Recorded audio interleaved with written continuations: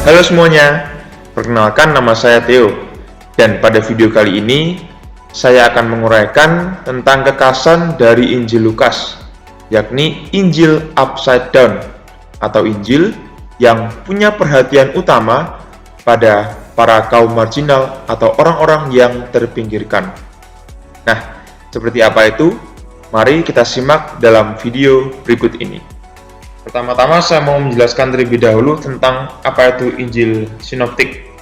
Nah, dalam dunia kitab suci, Injil menurut Matius, Markus, dan Lukas disebut sebagai Injil Sinoptik karena di dalam ketiga Injil tersebut kita dapat menemukan paralelisme yang kuat di antara cerita-cerita tersebut dengan banyak kesamaan dan juga dengan berbagai macam variasi dan juga pembeda yang ada.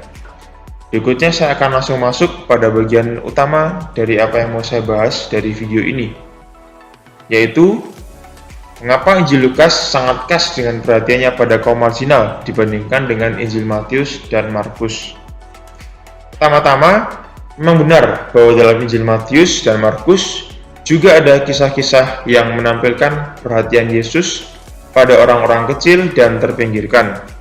Misalnya, dalam Injil Matius ada tentang sabda bahagia dari Matius bab 5 ayat 1 sampai dengan 12.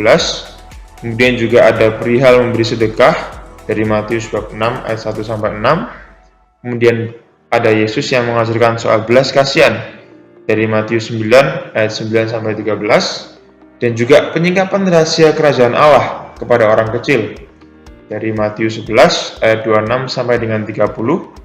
Kemudian ada juga kemurahan hati Allah, yakni dari Matius 20 ayat 1 sampai dengan 16, dan juga Yesus mengajak bahwa kita bisa melihat Tuhan dalam diri orang yang lapar dalam Matius 25 ayat 31 sampai dengan ayat 46. Nah, tetapi Matius tampaknya tidak terlalu berfokus pada hal itu, yakni pada perhatian pada orang-orang yang terpinggir. Mengapa? Karena memang ia berfokus Injilnya ditujukan pada orang Yahudi, di mana Matius seringkali juga dianggap sebagai Injil penggenapan. Nah, dengan demikian Matius sebetulnya hendak menegaskan bahwa Yesus adalah Mesias yang dinantikan oleh bangsa Yahudi. Kemudian ada juga Injil Markus yang sebetulnya juga sempat menyinggung tentang perhatian Yesus pada orang-orang kecil dan terpinggirkan.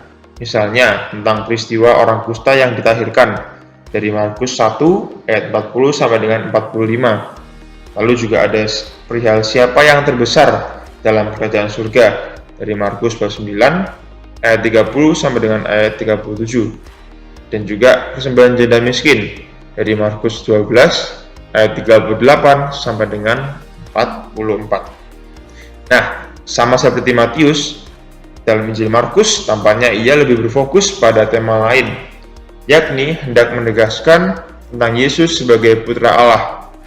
Hal ini bisa kita temukan dalam 3 bagian penting dalam Injil Markus, yakni pertama, ketika bagian awal dikatakan bahwa Yesus adalah putra Allah dari Markus 1 ayat 1. Kemudian di bagian pertengahan Injil, yakni ketika Yesus berubah rupa di hadapan para muridnya, yakni dalam Injil Markus bab 8 ayat 29. Dan yang terakhir dalam Injil Markus bab 15 ayat 39, yakni ketika Yesus yang bergantung di kayu salib, dan pada saat itu ada seorang tentara Romawi yang menyatakan bahwa ia adalah seorang anak Allah. Sehingga Injil Markus tidak terlalu terfokus pada karya pewartaan bagi kaum marginal atau orang kecil dan yang terpinggirkan. Nah, berbeda dengan kedua Injil sebelumnya, yakni Injil Matius dan Injil Markus, Injil Lukas lebih banyak menampakkan perhatian Yesus pada orang kecil dan terpinggirkan. Artinya apa? Artinya dalam Injil Lukas, Allah melalui hadirnya Yesus ke dalam dunia sedang mengunjungi umatnya. Dia adalah Tuhan yang berbelas kasihan kepada semua orang, terutama mereka yang ditindas dan terpinggirkan dalam masyarakat. Orang kecil dan orang terpinggirkan yang dimaksud oleh Lukas di sini bukan hanya mereka yang berkekurangan secara material, melainkan juga orang-orang berdosa dan orang-orang asing yang berasal dari luar Israel atau luar bangsa Yahudi, atau dengan istilah Gentiles. Maka, Yesus dengan demikian hendak menekankan kepada para pembaca Injil Lukas bahwa keselamatan yang diwartakan oleh Yesus itu terbuka dan sangat inklusif. Dan memang kelak, kerajaan Allah akan berisi semua manusia dari berbagai penjuru dunia. Berikutnya, mari kita lihat secara spesifik bukti-bukti bahwa Injil Lukas memang memiliki perhatian kepada kaum marginal yang hendak mengangkat martabat mereka yang miskin, lemah, terpinggirkan, orang asing, dan orang berdosa.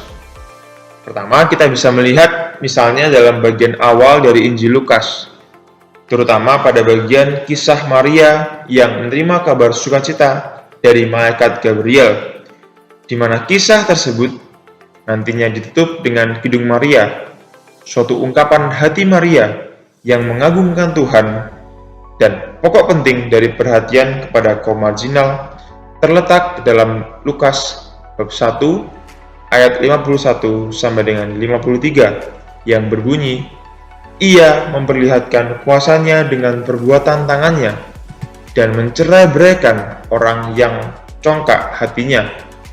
Ia menurunkan orang-orang yang berkuasa dari tahtanya dan meninggikan orang-orang yang rendah.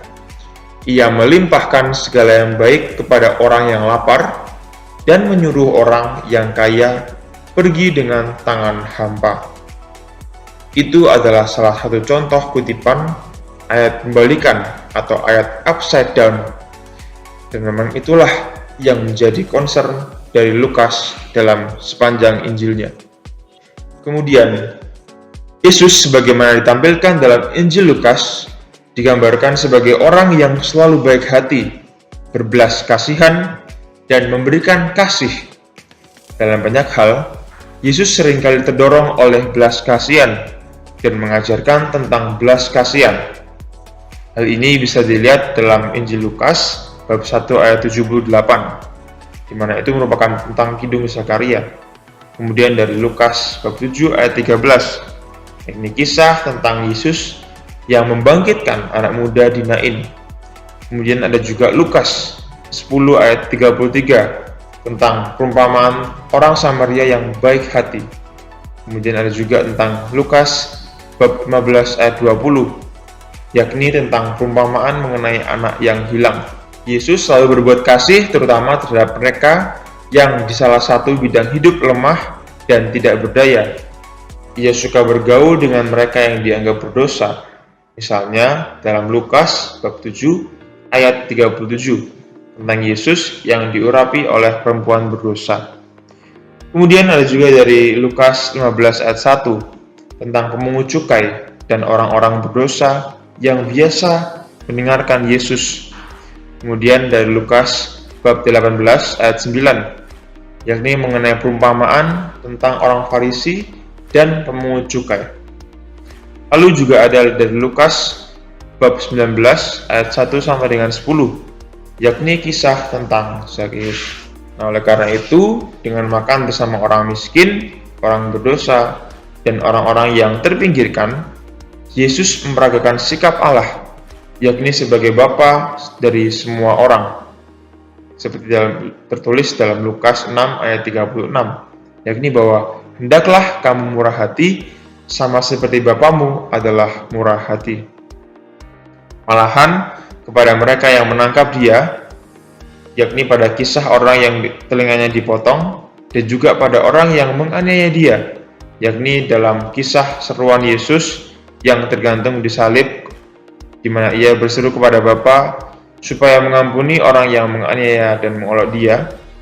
Yesus pun ternyata tetap berbaik hati kepada mereka semua, bahkan kepada para penjahat, terutama penjahat yang insaf, yakni dalam Injil Lukas bab 23 ayat 42. Oleh karena itu, kebaikan hati Yesus pun tampak dalam sikap dan kelakuannya pada orang-orang lain yang kurang dihargai. Yesus tetap mencari yang hilang, seperti dalam Injil Lukas bab 19 ayat 10, dan juga penggambaran mengenai orang Samaria yang baik hati dari Lukas 10 ayat 25 sampai dengan 37, dan juga kepada banyak orang yang menikmati kebaikan Yesus, seperti ke-10 orang kusta dari Lukas 17 ayat 11 sampai dengan 19. Tidak hanya itu, Yesus juga simpatik kepada para perempuan. Ini bisa kita lihat dalam Injil Lukas 7 ayat 12 sampai 15, Lukas 8 ayat 2 sampai 3, Lukas 10 ayat 38, dan Lukas 23 ayat 37. Bahkan ada wanita-wanita yang juga menjadi murid-murid dari Yesus, dan para wanita itu juga melayani Tuhan. Dari Lukas 8 ayat 1 sampai dengan 3. Lalu juga ada orang miskin yang dipuji bahagia karena mendapat permuliaan atau mendapat pemerintahan dari Allah, dari Lukas 6 ayat 20. Kemudian juga ada orang miskin, di mana Yesus juga memberikan perhatian lebih pada orang-orang miskin. Nah, orang miskin di sini ialah orang-orang yang merasa diri tidak berdaya dan juga tidak mampu, sehingga hal yang bisa mereka lakukan adalah percaya kepada Allah. Nah, orang-orang miskin itu juga termasuk di dalamnya orang-orang yang sakit. Nah, oleh karena hal inilah, Lukas juga gemar menceritakan kisah tentang mukjizat Yesus. Dan hal inilah yang juga terbukti dalam sepanjang Injil Lukas. Dan hal ini juga tampak bahwa banyak kisah mengenai mukjizat yang diperbuat oleh Yesus daripada pemberitaannya. Misalnya ialah ketika Yesus menyembuhkan orang sakit.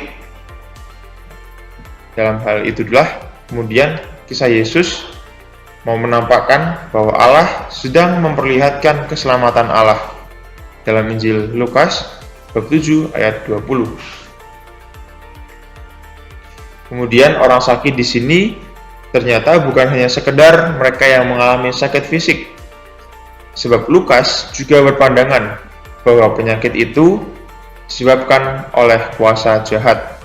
Misalnya dalam Lukas 9, 1-19, lalu dari Lukas 11, 14, dan Lukas 13, ayat 11-16.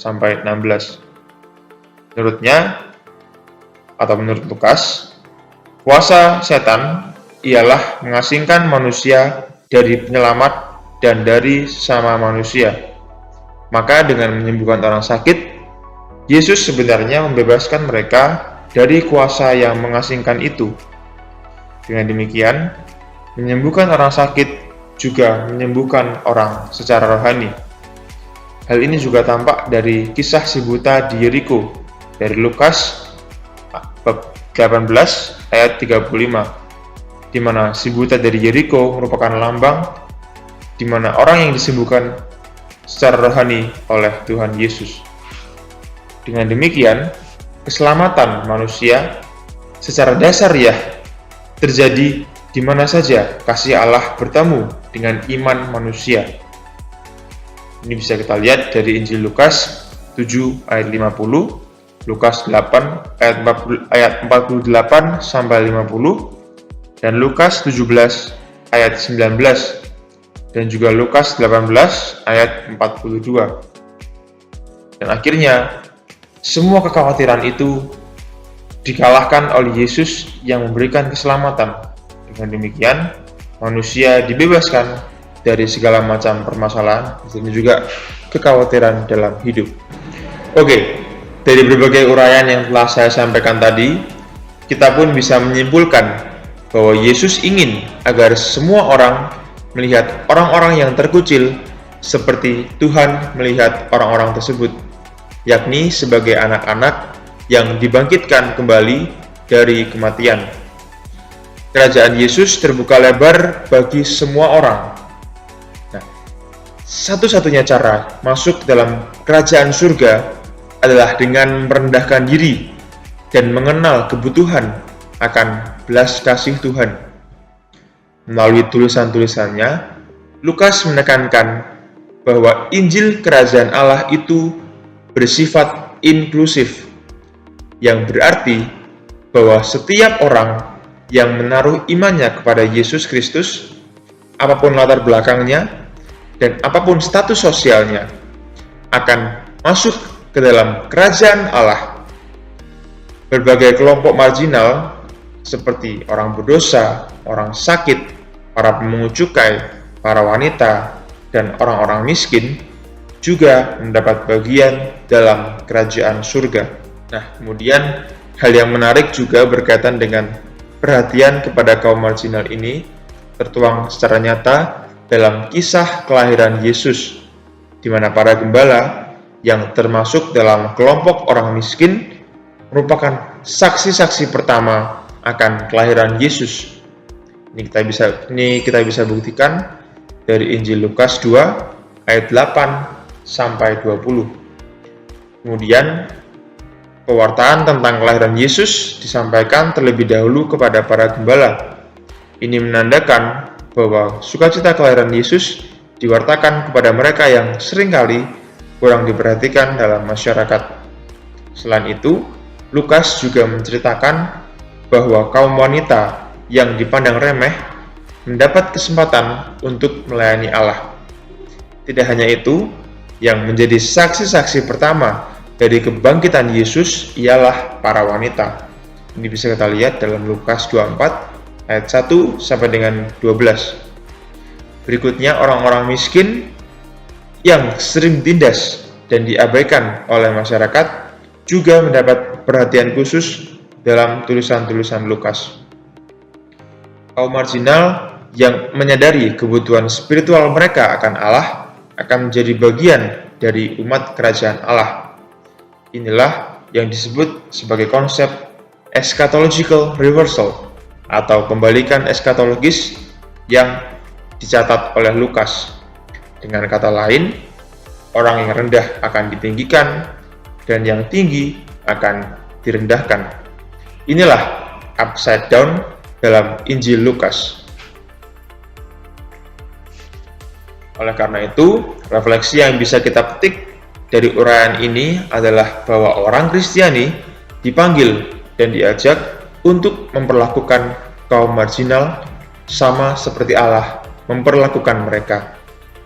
Perlakuan kasih yang ditunjukkan oleh Allah kepada kaum marginal adalah perilaku yang harus diteladani oleh semua orang Kristiani. Semoga melalui pembahasan kali ini, kita semua semakin memiliki sikap belas kasihan dan bela rasa kepada mereka yang kecil, lemah, dan terpinggirkan di dalam masyarakat kita. Demikian yang bisa saya sampaikan. Semoga melalui apa yang telah saya berikan dalam video ini dapat berguna dan bermanfaat bagi Anda semua yang menyaksikannya. Akhir kata, saya sampaikan terima kasih. Sampai jumpa dan Tuhan memberkati.